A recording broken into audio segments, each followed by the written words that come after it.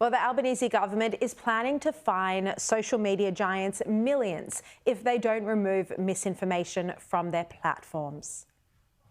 Every bit of disinformation and misinformation and scare campaign, the No campaign, are importing American-style Trump politics, and his weapon of choice is misinformation.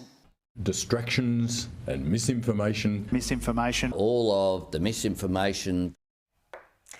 Look, it raises the question, what will be swept up in these laws? And these are Orwellian-style laws that will give a government entity the power to control our freedom of speech and to censor content which they decide is untrue, false or misleading. It seems that these new laws echo what Joe Biden tried to do when he announced a disinformation governance board. He said that this would fight the spread of disinformation, and he even claimed it was a national security issue. We become involved when disinformation poses a threat to the security of our country. How are we ever going to come to an agreement on what is disinformation so you can police it on social media? It's a terrible idea. It communicates to the world that we're going to be spreading propaganda within our country. It's an awful idea. Ludicrously, Biden put a woman in charge called Nina Jankowicz. She was a key proponent of the Russia-Trump collusion theory, a theory that proved to be, you guessed it, actual misinformation. She has, for starters, consistently misinformed the public about the Hunter Biden laptop story and spread the lie that it was Russian propaganda. She has consistently spread false and misleading claims about the Steele dossier, which we now know was actually itself a piece of Russian propaganda. At every turn, Mr. Secretary, she has used social media and the public to launder propaganda herself. Here's my question to you. If your intent was to combat misinformation online or in the government, why on God's green earth would you nominate someone who is a human geyser of misinformation?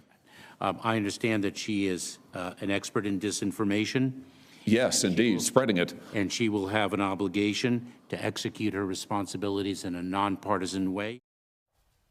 Such a good point. It now looks like Anthony Albanese is making the same mistake as Joe Biden in announcing his own misinformation laws. We've already had Wuhan, the origins of the virus, Hunter Biden laptop story, COVID vaccines and mandates, all censored by tech giants. And this is before Labor's new laws take effect. A government entity cannot be allowed to decide what is misinformation. They do not have first-hand contact with sources like journalists do, like I had with Chinese whistleblowers and dissidents when I was investigating Wuhan. This is extremely dangerous territory for the government. Well, let's bring in Shadow Communications Minister David Coleman to discuss. David, isn't this introducing censorship like we see in China, North Korea and Russia? Well, Sharri, there's real concerns with this legislation. If you have a look at it, it could be very broad in its application. And bottom line is, free speech is absolutely fundamental to who we are in Australia. Millions of Australians have come to this nation, have immigrated to this country because they value, prize and love our freedoms, including freedom of speech.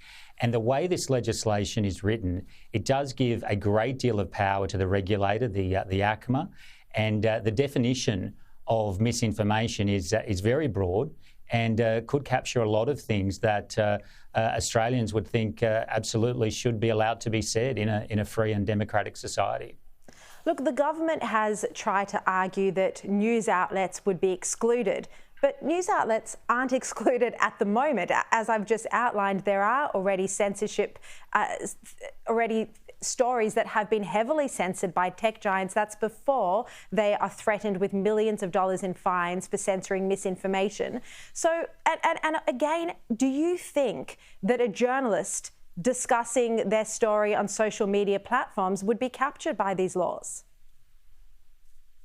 Well, the way the definitions are, it doesn't appear to exclude a journalist sort of outside of what's called a professional news platform. So I think that's possible, yes. And I think certainly ordinary Australians would absolutely be caught by it. And, you know, the definition of misinformation includes a statement which is unintentionally misleading. Now, you think about that, unintentionally misleading. Firstly, you know, whether something is misleading or not is often very subjective.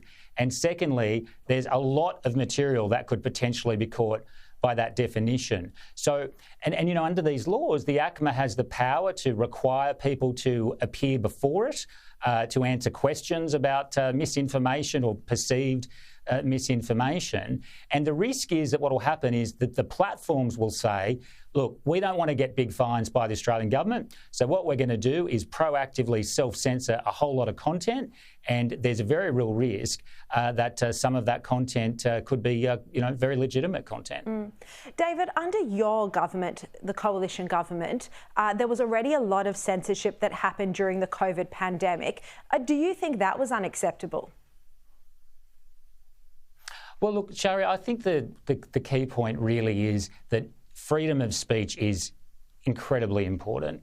And, you know, you think back through history, there have been many examples of people with unpopular, controversial ideas that turned out to be right. So governments should be very, very reluctant to step into this space. And Michelle Rowland really needs to explain, has she personally signed off on every clause in this draft law, because they are very broad? You know, we in the coalition will look at it very carefully. It'll go through our normal shadow cabinet processes. But yeah, there's very serious reason to be concerned here, I think. Well, it's not just the case, in my opinion, of Michelle Rowland explaining this. I mean, this just has to be dumped for certain, because it impinges on free speech, it impinges on journalism, and we don't want to be living in the sort of censorship that we see under China, North Korea and Russia.